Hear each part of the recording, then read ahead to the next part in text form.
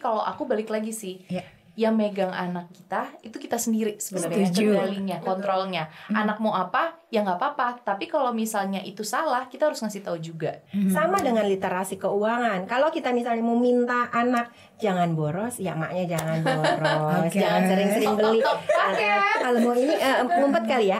Dia harus save, harus menabung. Jangan lupa nabung, Nak. Kalau mama kasih uang, misalnya uang jajannya let's say 50.000 gitu, sisihkan minimal 10%. 5.000 ke 10.000 dia masukin, whatever dia mau simpannya dalam bentuk apa, sekecil apapun dia harus menabung.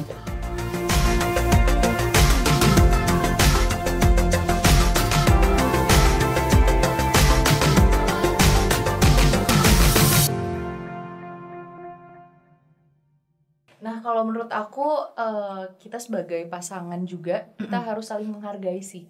Gitu. Kita walaupun kita misalnya pendapatannya memang lagi besar, kita juga lihat nih kebutuhannya dia apa gitu. Jadi kita juga harus swear, jangan kita ngerasa kayak gue lagi ada nih, lo nggak ada nih gitu.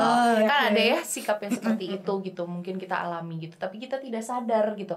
Dan pihak suami itu pun pasti akan ngerasa melihatnya kayak kok sombong banget sih gitu. Nah, kalau aku ngerasanya seperti itu, cara mengatasinya ya kita harus saling menghargai. Iya, saling menghargai pasangan kita. Dan saling backup juga sih, karena kita sudah menjadi keluarga. Kuncinya nih Sobat Mes yaitu adalah saling menghargai, saling terbuka gitu ya, dan saling backup. Karena tidak menutup kemungkinan begini, pada saat istri punya pendapatan yang lebih besar gitu ya, karena saat ini rezekinya mesti lewat tangan istri. Gitu ya. Kalau dari Mbak Novita sendiri seperti apa nih? Kalau dari aku kembali ke tujuannya. Kita bekerja sebetulnya kan perempuan gak wajib ya bekerja, wajibnya di rumah gitu. Tapi kembali lagi tujuan awalnya kita pengen ibadah, pengen melakukan yang lebih baik menurut kita ya, menurut manusia lebih baik. Nanti mudah-mudahan dengan kita bekerja, anak-anak sekolahnya bisa lebih baik. Misalnya kalau cuma satu pendapatan, dia sekolahnya negeri misalnya gitu. Tapi dengan saya bekerja mungkin saya bisa menabung. Kalau dia nggak dapat negeri, bisa ke sekolah swasta yang bagus gitu, yang notabene lebih butuh uang lebih banyak. Itu jadi kita mesti komunikasikan ke suami bahwa aku bekerja ini pilihan dan aku membantu kamu untuk merealisasikan tujuan jangka panjang kita. Pasti semua orang tua pingin anak-anaknya mendapatkan yang terbaik kan. Terus yang kedua, setuju sama Mbak Marsha, apapun yang terjadi kita sebagai suami istri mau lebih besar gajinya yang manapun, tetap keduanya harus saling respect. Ya kalau udah nggak respect itu udah susah. Kita nggak usah ngomong aja dengan mimik kita yang gitu ya, itu udah menunjukkan ketidaksukaan kan, itu udah nggak boleh. Jadi tetap harus ada respect di dalam keluarga kita. Jadi harus ada respect juga ya Sobat Mes ya. Jadi harus clear pada saat nanti kita bekerja atas izin suami, nanti pendapatannya juga digunakan untuk apa. Balik lagi semuanya buat keluarga. Lagi-lagi komunikasi nih ya. Baik. Kalau tadi kita udah ngomongin tentang keuangan dengan pasangan gitu ya. Hari ini kan kita ibu-ibu yang punya anak nih gitu kan ya. Ibu beranak banyak. Dan kalau ngomongin komunikasi oke lah ya. Kalau komunikasi dengan pasangan kita sama-sama dewasa lebih mudah. Tapi gimana sih kalau berkomunikasi dengan putra-putri kita gitu ya? Ini terkait dengan pola asuh ya kan gitu. Ini lagi banyak banget dunia parenting, ada parenting A, B dan C yang menawarkan pola asuh yang bermacam-macam. Nah, kalau Mbak Marsha sendiri seperti apa nih pola asuh buat si kecil-kecilnya? Kalau aku pola asuhnya balik lagi sih pasti melihat orang tua ya. Lihat orang tua aku dulu seperti apa, jadi aku kayak nggak meng-compare juga sih sebenarnya, kayak pengen menjadi yang lebih baik lagi pasti jadi orang tua. Tapi kalau sekarang banyak banget yang bilang parenting itu kayak udah ikutin aja apa maunya anak gitu. Selalu banyak yang seperti itu. Tapi kalau aku balik lagi sih, yang megang anak kita itu kita sendiri sebenarnya, kendalinya, kontrolnya. Anak mau apa ya nggak apa-apa, tapi kalau misalnya itu salah kita harus ngasih tahu juga gitu. Jadi kalau aku tipe parentingnya agak santai sih Mbak. Jadi aku nggak terlalu mengoyokan anak aku kayak misalnya harus bisa begini gitu. Tapi aku juga melihat kemampuan anak aku juga gitu. Jadi nggak terlalu dipaksain juga, tapi juga tetap under control aku sama suami juga sih. Ya kan anak-anak kita ya kan. Iya, aku pernah nggak sih ada permasalahan gini, kok kayak gitu sih cara pola asuhnya, nanti nggak sesuai loh dengan zaman saat ini yang semua udah digital bla bla bla gitu. Ada nggak sih? Ada aja. Yang paling sering diomongin itu adalah kakek neneknya pasti yang malah orang terdekat ya. Iya, orang terdekat itu karena yang sering melihat kita gitu kan sama anak kita. Jadi kayak compare kayak ini kok mama dulu nggak kayak gini deh, kok kamu sekarang kayak gini gitu kan. Kita pun juga sebagai orang tua yang cerdas gitu ya, kita harus ngomongnya juga harus yang baik gitu. Dan eranya zaman dulu dan zaman sekarang tuh kan beda gitu. Jadi kita harus mempenetrasikannya juga yang benar gitu. Jangan sampai kita menyudutkan juga orang tua kita juga gitu. Semua didikan menurut aku baik gitu. Tapi kan caranya kita sebagai orang tua beda-beda. Nah ya udah tinggal kita atur aja dengan anak kitanya. Bisanya seperti apa nih diaturnya? Oke. Tapi kan gini nih Mbak Marsha, kalau kita ngomongin pola asuh balik lagi nih, anak zaman zaman sekarang ini kan gitu ya. Kalau dikasih tahu, mama begini-begini, malah berdebat nih sama ibunya gitu ya. Oke. Pernah nggak sih ngerasa bahwa oh iya ya, tadi kayaknya aku salah deh komunikasi ke anak gitu ya. Harusnya aku tuh nggak gini nih gitu. Pernah nggak sih Mbak ada fase-fase seperti itu? Aduh, aku pernah lagi aku ngalamin kayak gitu. Jadi karena anak ini sekarang aku ngerasa zaman apalagi anak aku kan 3. Yang benar-benar yang udah bisa ngomong banget tuh yang ke-7. Maksudnya anak yang umur 7 tahun. Jadi dia pemikirannya udah dewasa, terus udah tahu cerita dari orang lain gitu kan. Terus dia suka nanya sama aku, Momo, aku panggilnya Momo sama Bobo. Kebetulan. Lucu ya. Lucu kayak majalah zaman dulu. Iya. Di Bobo. Jadi dia selalu pernah ngomong kayak gini sama aku, Momo, kenapa sih aku tuh harus baik sama orang sedangkan orang itu jahat sama aku. Nah, itu aku waktu itu lagi emosional juga ngomongnya karena Kato sempat ada accident lah di sekolah gitu. Jadi kayak aku ngerasa ya kita juga kalau kamu sebagai cowok ya kamu harus lawan lah gitu. Apalagi bapaknya kadang-kadang suka pakai emosi kan. Nah di situ aku langsung ngomong, wah salah tuh tadi kita ngomong. Nah kalau aku biasanya ngajak ngomong anak aku itu bukan di saat dia lagi berpikir, emosi dan lagi berpikir juga. Kadang-kadang suka bingung juga kan dia.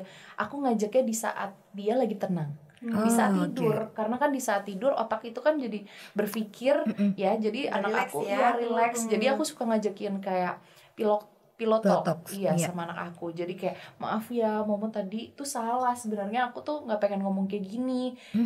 Harusnya tuh kita sebagai manusia kita tuh juga harus, walaupun kita pernah disakiti sama orang, tapi kita juga harus bisa punya defense tapi kita juga harus jadi pemaaf gitu. Dan kita juga harus ngasih tahu gitu. Dan itu aku pun juga jadi ya belajar sih Mbak ya, maksudnya setiap hari jadi orang tua tuh nggak cuman hari ini aja gue belajar, itu setiap hari sih aku belajar dari manapun. Kayak ketemu Mbak Novita, ketemu Mbak juga, itu jadi belajar gitu, karena kan pengalaman hidup orang beda-beda kan ya. Jadi itu jadi buat pengalaman hidup aku untuk aku bisa parenting anak aku yang lebih baik gitu. Jadi Sobat Mes, kalau kita ngomongin tentang parenting buat putra-putri kita memang disesuaikan dengan apa sih value yang akan kita sampaikan buat putra-putri gitu ya. Jadi nggak pernah bisa disamain. Dan kalau aku bertanya nih ya dengan Mbak Novita, kalau tadi kan dari sisi pola asuh dan lain-lain dengan Mbak Marsha, kalau dari komunikasi tentang literasi keuangan, anak zaman sekarang, mama minta duit dong, mama beli ini dong, mama beli gadget dong ma, gitu ya kan.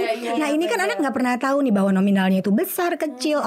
Mbak, ada nggak sih kiat khusus untuk mengenalkan literasi keuangan kepada anak-anak saat ini? Aduh ya ampun. Punya anak tuh gampang-gampang susah gitu ya. Karena zamannya kita sama zaman anak sekarang tuh kan udah beda banget. Anak sekarang itu terlahir dengan segala macam kemudahan gitu ya, sehingga sepertinya perjuangannya agak kurang gitu. Nah itu yang mungkin kita harus tanemin lagi. Zaman boleh berubah, tapi jiwa berjuangnya tuh jangan kendor gitu. Untuk mendapatkan sesuatu tuh harus berjuang kan, gitu. Jadi itu ya yang aku selalu bilang ke anak-anak gitu, bahwa kalau kamu mau sesuatu ya perjuangkan gitu. Itu satu. Terus menurut aku untuk pola pengasuhan anak itu nggak usah susah-susah. Kalau kita mau anak kita baik, kitanya kudu baik. Betul. Harus jadi contoh. Kita Betul. mau nyuruh anak kita sholat, paling gampang adalah kita sholat. Begitu. Yes. Kita meminta dia menjadi pemaaf, jangan menunjukkan jiwa-jiwa pemberontakan di diri kita, ya. Ih, si Anu tuh ini banget, bla-bla-bla gitu. Bukannya mama kemarin nyuruh maafin, gitu. Itu akan jadi bumerang buat kita, gitu. Jadi pada saat pokoknya kita mau minta sesuatu ke anak kita, ya kita lakukan. Sama dengan literasi keuangan. Kalau kita misalnya mau minta anak jangan boros, ya maknya jangan boros, jangan sering-sering beli. Kalau mau ini ngumpet kali ya. Enggak, pokoknya mesti ditunjukkan. Nah, poinnya adalah kalau buat anak-anak, terutama yang anak kecil, karena kan bahasa penyampaiannya berbeda ya untuk literasi keuangan. Apaan sih lo mah ngomong apa sih gitu ya. Yang paling penting terutama buat anak balita, mungkin anak SD gitu ya. Yang pertama dia harus tahu uang itu datangnya dari mana. How we earn the money. Dapat uang tuh dari mana? Uang tuh didapatkan dari kita bekerja. Uang itu ada karena kita upayakan. Betul, rezeki udah dijamin sama Allah, tapi kita harus mengusahakan, harus mengejar si rezeki itu. Jadi dia tahu bahwa kalau mau dapat duit kerja gitu. Mama usaha ya gitu. Kerja gitu. Jadi harus ada sesuatu yang kita kerjakan, apapun pekerjaannya gitu. Terus yang kedua adalah dia harus tahu bagaimana membelanjakan uangnya, ya. Tadi nggak boleh boros. Kalau uangnya cuma 1.000, ya lu jangan belanjanya 2.000, gitu kan? Betul, jadi ngutang, nggak boleh ngutang dan lain-lain. Terus yang ketiga, bagaimana dia harus save, harus menabung. Jangan lupa nabung, nak.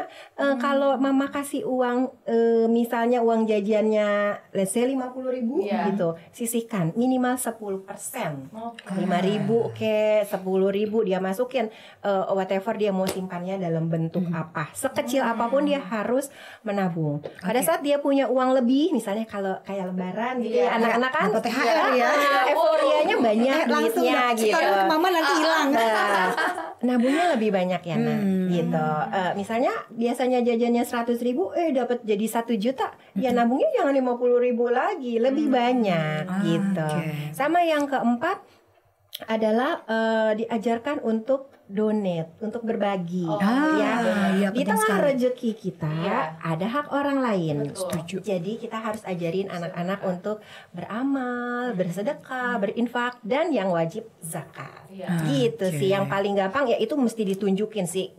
Jangan cuman ngomong karena masuk kuping kiri keluar kuping kanan, pasti anak-anak. Jadi ya ditunjukin aja. Gitu.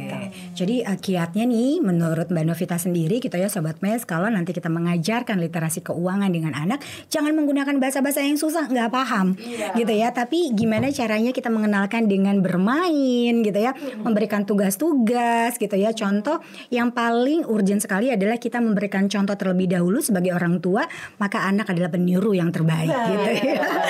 Benar ya gitu. Jadi kalau ya kan kalau orang tuanya paket mulu, dia bilang mama aku boleh beli nggak? Mama kan beli gitu ya.